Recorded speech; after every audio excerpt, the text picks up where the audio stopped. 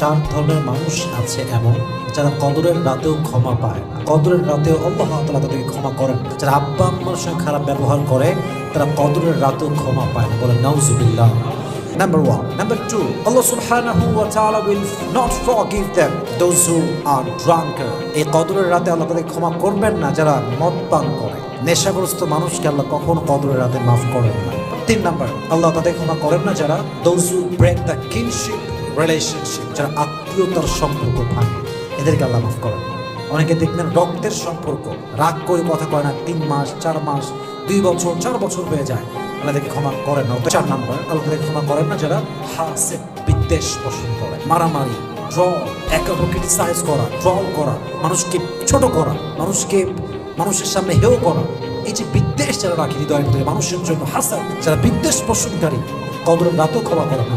please from this day